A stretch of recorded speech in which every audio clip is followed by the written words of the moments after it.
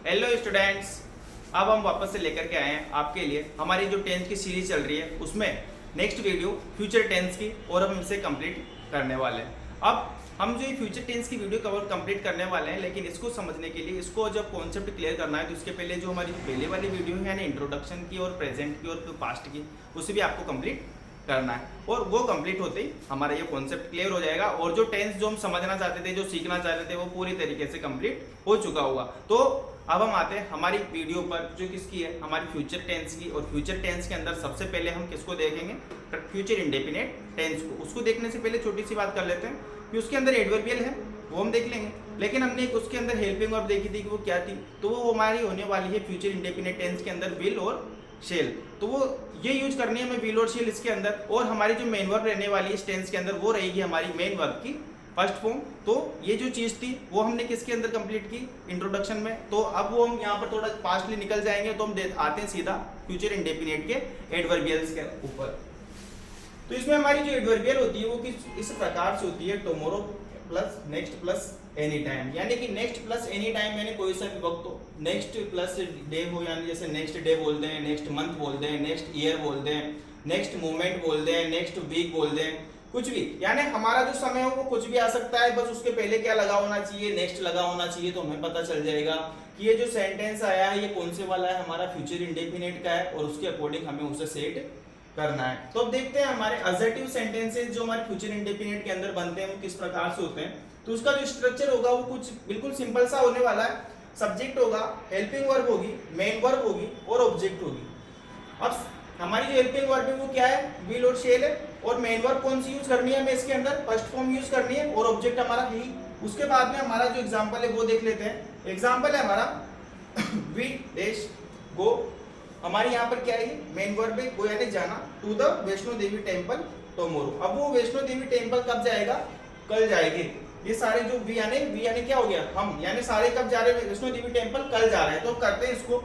हमें पता है एक छोटी सी चीज कि शेल का जो यूज है वो हम करते हैं आई और बी के साथ में, और अदर जितने भी सब्जेक्ट्स होंगे उनके साथ हम यूज करेंगे किसका, विल का यूज करेंगे। तो अभी हमें क्या देखने को मिल रहा है यहाँ पर, वी। तो वी के साथ क्या आने वाला है हमारा, शेल। वी शेल स्ट्रक्चर के अकॉर्डिंग हमने यहाँ तक पहुंच चुके हैं। अब हमें कहाँ जाना है, मेन वर्ब वाले पर जाना है। और मेन वर्ब हम देखते हैं क्या है, गो। गो कौन सी फॉर्म में, फर्स्ट फॉर्म में, और हमें लिखनी भी कौन सी फॉर्म है, फर्स्ट फॉर्म में लिखनी है। तो यहाँ पर हम लिख देंगे इसको go. We shall go to the Vaishno Devi temple tomorrow, यानी कि हम वैष्णो देवी मंदिर जाएंगे, कब, कल जाएंगे। ही, अब सेकंड वाले में देखिए तो ही आ रहा है। ही ना तो आई है ना ही वी है, अदर आया सब्जेक्ट। तो इसके लिए हमें क्या यूज करना पड़ेगा, ये वाला, यानी विल, ही विल। अब मेन वर्ब की फर्स्ट फॉर्म हमें लेकर के आनी है। तो हम देखते हैं यहाँ फर्स्ट फॉर्म वेट। अब ये जो मेन वर्ब यहाँ जो वेट लिखा हुआ है ये फर्स्ट फॉर्म में ही है। तो फर्स्ट फॉर्म में ही है तो सिंपली हमें कुछ नहीं करना, यहाँ पर वेट ही लिखना है। He will wait for me next day, यानी कि वो मेरे लिए इंतजार करेगा, कब, अगले दिन। यानी कि संभावना है करेगा या नहीं करेगा, लेकिन संभावना है, तो फ्यूचर वाली बात चल रही है। अब उसी तरीके से एडजेक्टिव सेंटेंस कंप्लीट होने के बाद में हम किस पर आते हैं, हमारे नेगेटिव सेंटेंस पर। उसका जो स्ट्रक्चर होगा वो और एडजेक्टिव वाला स्ट्रक्चर जो होगा बिल्कुल सेम होते हैं, सिर्फ एक ही चीज का फर्क होता है। वो क्या होता है, इस हेल्पिंग वर्ब के बाद में सिर्फ नोट लग जाता है, बाकी स्ट्रक्चर बिल्कुल सेम है। अब एग्जांपल देख लेते हैं। दे, दे के साथ में क्या आना चाहिए हमारा, विल आना चाहिए। तो दे के साथ में क्या आ गया, विल। अब स्ट्रक्चर के अकॉर्डिंग नोट लगा हुआ है, वजह ही क्यों, क्योंकि नेगेटिव सेंटेंस जो कर रहे हैं हम। अब उसके बाद में हमें मेन वर्ब की यहाँ पर भी कौन सी फॉर्म, फर्स्ट फॉर्म। प्ले कौन सी फॉर्म में, फर्स्ट फॉर्म में ही है। They will not play tomorrow, यानी कि वो कल नहीं खेलेंगे। आई, अब आई आ गया वापस से। आई के साथ में तो हमें क्या यूज करना है, शेल यूज करना है। I shall note. अब मेन वर्ब कौन सी, फर्स्ट फॉर्म में यूज करनी है। टॉक यहाँ पर कौन सी फॉर्म में लिखी हुई है, फर्स्ट फॉर्म में लिखी हुई है। तो हम यहाँ पर लिख देते हैं talk to you next day, यानी कि मैं तुमसे बात नहीं करूंगा, कब, नेक्स्ट डे, अगले दिन। ओके स्टूडेंट्स, अब हम देखते हैं हमारे इंटेरोगेटिव सेंटेंस और इंटेरोगेटिव नेगेटिव सेंटेंस को। तो उसका सेंटेंस देखने से पहले एक बार स्ट्रक्चर हम देख लेते हैं। स्ट्रक्चर क्या है, विल शेल। विल शेल पहले क्यों आ रहा है, क्योंकि इंटेरोगेटिव सेंटेंस आ गई, इसमें हेल्पिंग वर्ब क्या हो जाती है हमारी, पहले आ जाती है, तो वो पहले ही है। विल शेल प्लस फिर सब्जेक्ट आ गया, मेन वर्ब आ गई और फिर हमारा क्या आ गया ऑब्जेक्ट, और लास्टली हमने क्या लिख दिया, मैंने बना दिया वहां पर एक क्वेश्चन मार्क बना दिया। अब हम देखते हैं हमारे एग्जांपल के फर्स्ट सेंटेंस को, dash you dash help me tomorrow. You यानी तुम हो गया, हेल्प यानी मदद करना हो गया, मी यानी मुझे, और टुमारो यानी कल यानी आने वाला कल जो भी आया नहीं है। अब इंटरोगेटिव है, अब यू आ रहा है, यू आई है, अब इनमें से कुछ है क्या, नहीं है, अदर सब्जेक्ट है, अदर सब्जेक्ट तो हमें क्या यूज करना है, only will. Will you main verb की कौन सी फॉर्म, फर्स्ट फॉर्म, तो फर्स्ट फॉर्म यूज कर लेते हैं। फर्स्ट फॉर्म क्या होगी हमारी, help. Will you help me tomorrow, क्या तुम कल मेरी मदद करोगे, सिंपल। अब स्टूडेंट्स आ रहा है तो हमें कोई दिक्कत नहीं है, स्टूडेंट्स हो या एक ही स्टूडेंट हो कोई दिक्कत नहीं है। यहाँ पर क्या आएगा, ओनली विल। स्टूडेंट्स हमें क्या लिखनी है, फर्स्ट फॉर्म, यहाँ पर क्या है सेकंड फॉर्म, सेकंड फॉर्म ये ना कम केम और कम, तो कम यहाँ पर केम आ रहा है तो हमें तो फर्स्ट फॉर्म लिखनी पड़ेगी ना, तो लिख देते हैं come. Will students come to school tomorrow, यानी कि क्या कल विद्यार्थी स्कूल पढ़ने आएंगे, पता नहीं है, कुछ भी हो सकता है। अब अगर हम इंटरोगेटिव नेगेटिव सेंटेंस पे आ जाते हैं, स्ट्रक्चर को बोलते हैं अगर कि इसमें भी कोई चेंज है कि इसमें और उसमें, कुछ भी नहीं है। विल सिर्फ हेल्पिंग वर्ब पहले है, फिर सब्जेक्ट है, मेन वर्ब है, ऑब्जेक्ट भी है, बस नोट कहां पर लगाया है, इसमें सब्जेक्ट के बाद में लगाया है, तो हमें वही करना है। अब हम कर लेते हैं तो हमें क्या करना था यहाँ पर, यू। अब यू के साथ में क्या आ जाएगा, विल। विल यू स्ट्रक्चर के अकॉर्डिंग नोट आ गया। हेल्पिंग वर्ब हमारी जो मेन वर्ब है वो क्या है यहाँ पर, हेल्प है, हेल्प मी टुमारो। इन दोनों सेंटेंस को एक बार हम देखते हैं कि यहाँ पर हमारा जो इंटरोगेटिव का हमने जो फर्स्ट वाला एग्जांपल किया वो क्या है, will you help me tomorrow, तो ये क्या रहा हमारा इंटरोगेटिव। इसमें हमने कोई नोट का यूज नहीं किया क्योंकि ये इंटरोगेटिव वाला था, लेकिन जब इंटरोगेटिव नेगेटिव हम कर रहे हैं तो उसमें हमें एक नोट का यूज करना था, तो वो हम सब्जेक्ट के बाद करते थे। तो देखो दोनों सेंटेंस सेम है, कुछ भी फर्क नहीं है, बस इतना सा फर्क है कि यहाँ पर सब्जेक्ट यानी यू के बाद में क्या लगा हुआ है, नोट लगा हुआ है। यानी बस एक चीज का फर्क होता है जिससे हमारा जो सेंटेंस होता है वो इंटरोगेटिव से इंटरोगेटिव नेगेटिव में चेंज हो जाता है। उसी तरीके से हम इसको देख लें, स्टूडेंट्स, स्टूडेंट के साथ में क्या आ जाएगा, will students note, first form लिखनी पड़ेगी, तो यहाँ तो ये फर्स्ट फॉर्म में ही है कम, तो हमने कम लिख दी, तो स्कूल टुमारो, सिंपल, बस आसान सा होता है। हमें बस क्या याद करना होता है, हेल्पिंग वर्ब याद करनी होती है, एडवर्बियल याद करनी होती है, ताकि हमें पता तो चले पहले कि कौन से टेंस वाला है। हमें अगर वो पता ही नहीं चलेगा तो हेल्पिंग वर्ब हमें कितनी याद हो, मेन वर्ब हमें कितनी याद हो, उसका कोई फायदा है ही नहीं। सबसे पहले हमें क्या पता करना पड़ता है कि किसका टेंस है, कौन सा वाला देखिए सेंटेंस जो आ रहा है वो कौन से टेंस का आ रहा है, कुछ पता चलता नहीं है, तो किससे पता चलेगा, एडवर्बियल से। ये पता किया, दूसरी बात आती है ये सेंटेंस कौन से वाले हैं, पॉजिटिव है, नेगेटिव है, इंटरोगेटिव है या फिर इंटरोगेटिव नेगेटिव है, वो पता किया, बस कुछ दिक्कत यही नहीं, स्ट्रक्चर दिमाग में लेकर के आए, सेट किया, वहां जमाया और बस हो गया काम अपना। तो इसी तरीके से हम करते जाएंगे। अब जब हमारा फ्यूचर इंडेफिनिट टेंस खत्म हो जाता है तो उसके बाद में हमारी बारी आती है कौन से टेंस की, फ्यूचर कंटिन्यूअस टेंस की, तो वो भी हम कंप्लीट अभी करते हैं। अब देखते हैं हम हमारे फ्यूचर कंटिन्यूअस टेंस को। तो फ्यूचर कंटिन्यूअस टेंस को देखने से पहले हम क्या देख लेते हैं एक बार उसकी एडवर्बियल। एडवर्बियल क्या रहने वाली है हमारी, tomorrow at this plus any time. Any time से मुझे पता है अब तक आप बिल्कुल अच्छे से समझ गए होंगे एनी टाइम क्या मैं क्या कहना चाहता हूँ। एनी टाइम मीन कोई सा भी वक्त हो, डे, मॉर्निंग, नाइट, कुछ भी, आवर वगैरह कोई सा भी आ जाए, बस क्या होना चाहिए, टुमारो एट दिस के बाद में उसके साथ में क्या लगाओ, एनी टाइम, कोई सा भी वक्त आ जाए। अब इसकी जो हेल्पिंग वर्ब होती है वो होती है विल सी हेल्पिंग, और मेन वर्ब होती है आईएनजी वाली, इसमें मेन वर्ब की फर्स्ट फॉर्म के साथ में, क्यों, क्योंकि कॉन्टिन्यूअस टेंस आ गया ना, तो आपने तो पढ़ा है कि कॉन्टिन्यूअस टेंस में हमेशा आईएनजी फॉर्म लगती है मेन वर्ब की फर्स्ट फॉर्म के साथ, ठीक है। तो असेटिव सेंटेंसेस हम देख लेते हैं। असेटिव सेंटेंस का स्ट्रक्चर जो होगा वो इस तरीके से होगा, subject plus will shall plus be ये जो प्लस लगा रखा है अभी बताऊंगा इसका भी, प्लस मेन वर्ब की फर्स्ट फॉर्म के साथ में आईएनजी प्लस ऑब्जेक्ट। अब देख लेते हैं द लाइन, लाइन कम यानी हम जानते हैं ना क्या होता है, शेर, रोर यानी दहाड़ना, इन द फॉरेस्ट कहां पर, जंगल में, टुमारो एट दिस मोमेंट यानी कल इसी क्षण को। तो देख लेते हैं एक बार, द लाइन, लाइन के साथ में क्या आ जाएगा, विल, विल के बाद में हमें क्या यूज करना है, बी, मेन वर्ब की फर्स्ट फॉर्म ही है, रोर, इसमें हमें क्या ऐड करना है, ING. The lion will be roaring in the forest tomorrow at this moment. यानी कि क्या कहना चाहता है सेंटेंस हमसे कि जो शेर है वो जंगल में दहाड़ रहा होगा कल इसी क्षण को, हो सकता है। फिर ही के साथ में क्या जाएगा, विल बी स्ट्रक्चर के अकॉर्डिंग गो, यानी जाना, इसकी आईएनजी फॉर्म क्या होती है, going. He will be going to Agra tomorrow at this hour, वह कल इस घंटे को क्या कर रहा होगा, आगरा जा रहा होगा। इस प्रकार से हमारे जो सेंटेंस वो सिंपली कंप्लीट हो जाते हैं। बस हमें क्या याद करना होता है, एडवर्बियल, हेल्पिंग वर्ब, और हमें पता होना चाहिए कहाँ रखनी है, बस हो गया। नेगेटिव सेंटेंस देखते हैं, स्ट्रक्चर सेम है, वही बात हर बार वाली, नोट कहाँ लगा, सिर्फ हेल्पिंग वर्ब के बाद में।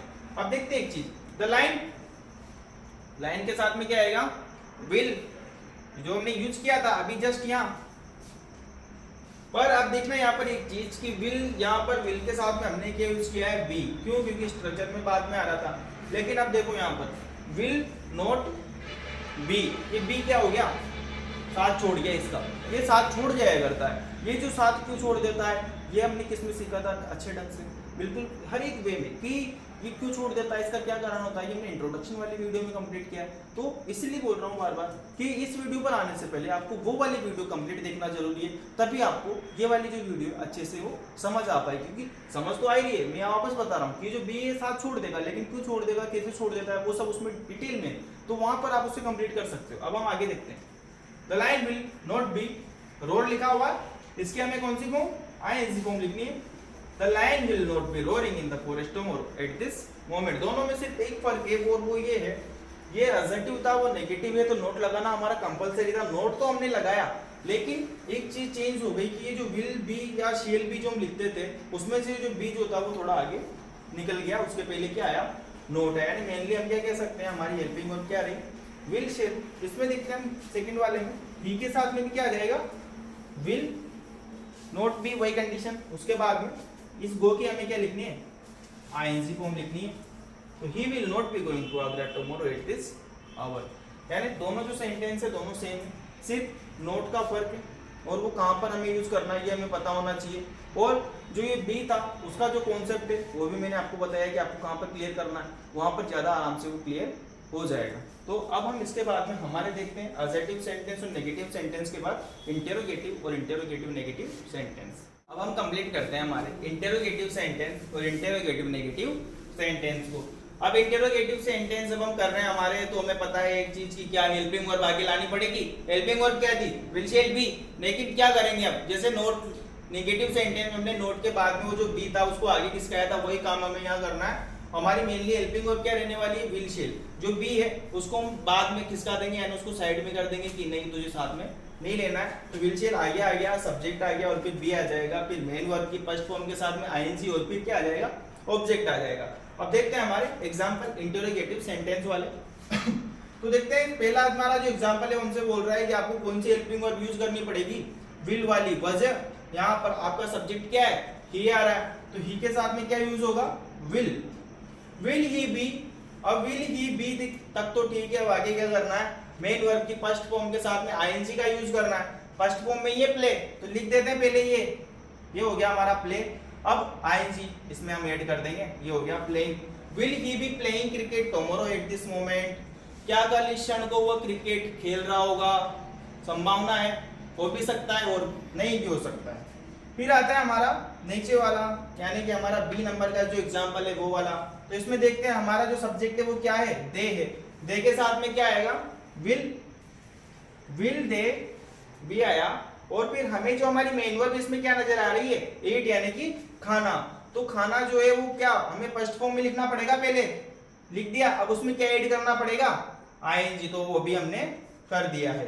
Will they be eating food tomorrow at this our.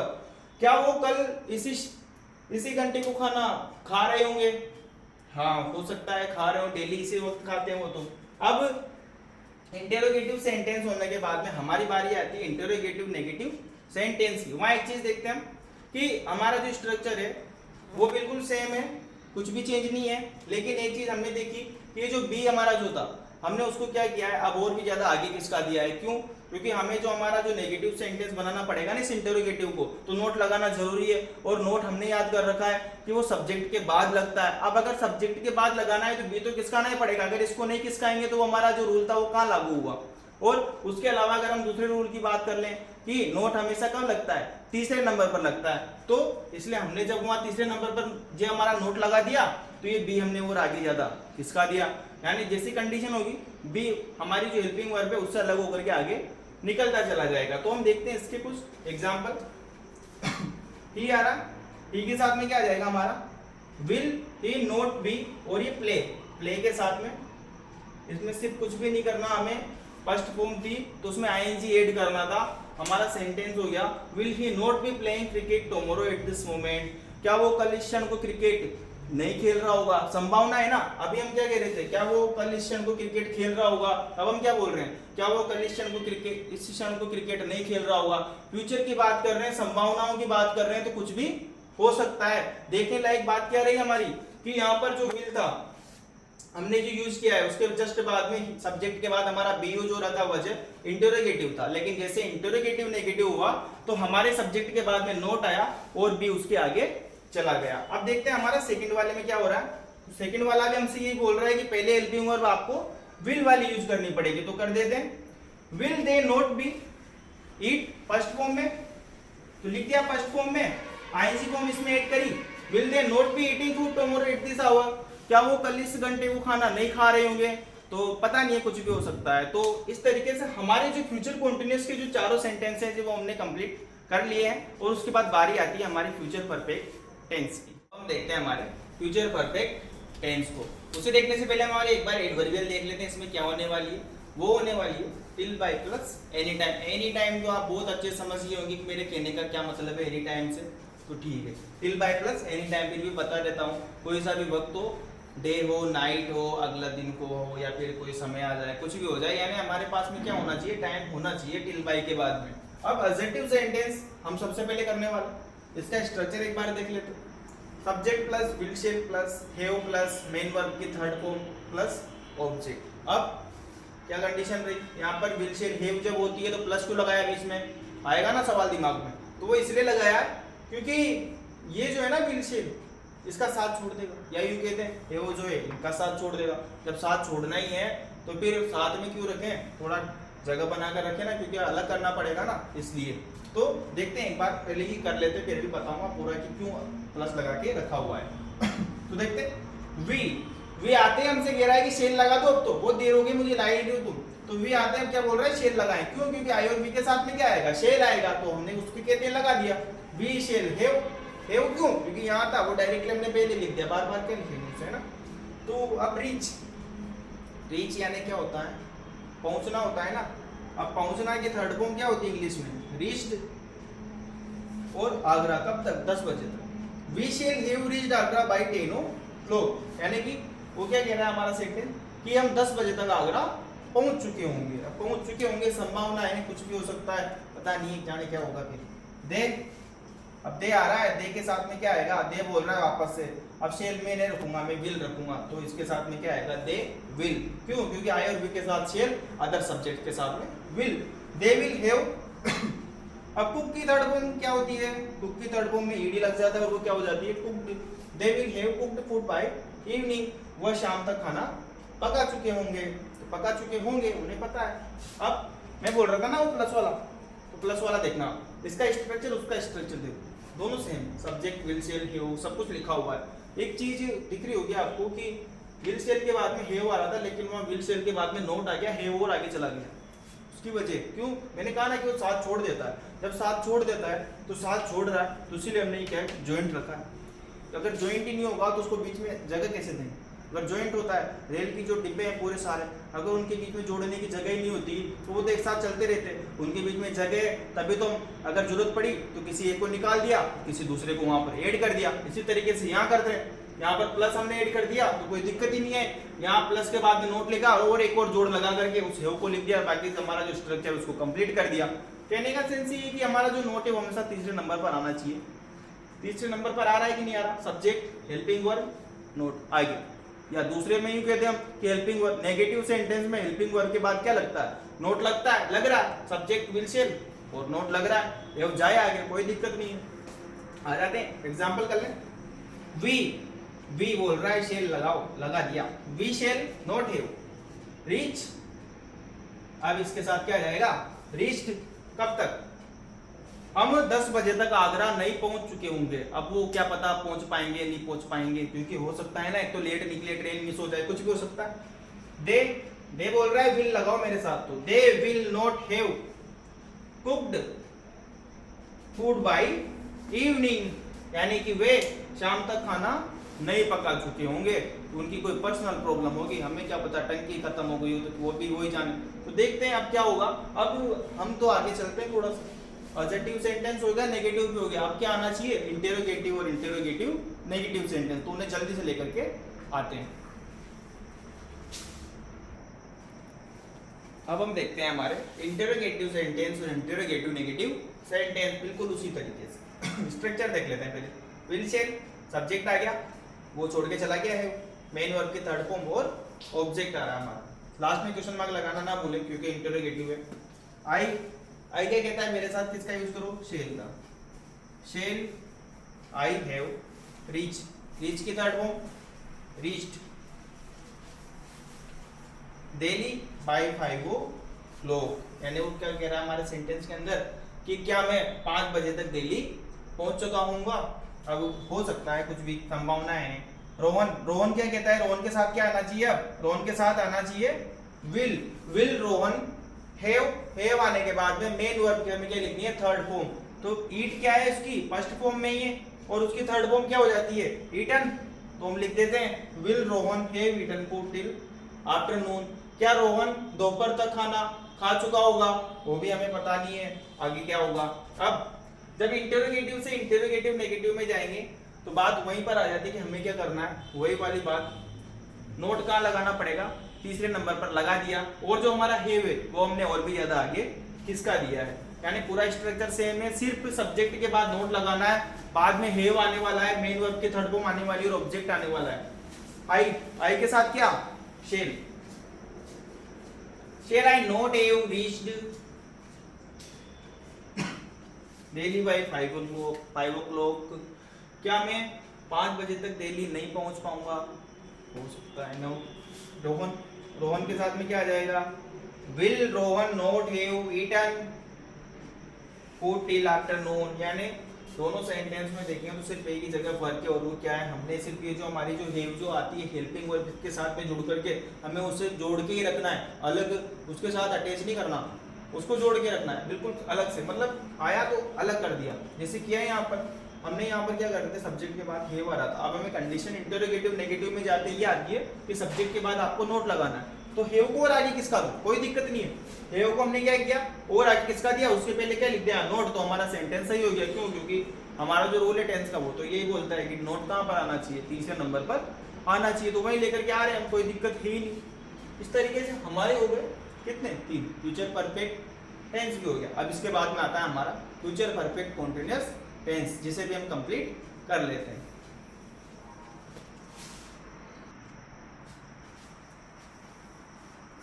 अब हम देखते हैं हमारे फ्यूचर परफेक्ट कॉन्टिन्यूअस टेंस को।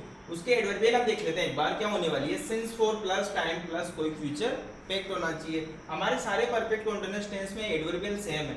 Since for plus time, present की बात करें वहां सिंस फॉर प्लस टाइम था। फ्यूचर की अगर हम बात कर लें अगर, तो वहां पर हमारे सिर्फ क्या था कि फ्यूचर परफेक्ट आना चाहिए, यानी भविष्य की कोई बात वहां पर होनी चाहिए। तो देखते हैं हमारे एडजेक्टिव सेंटेंसेस को।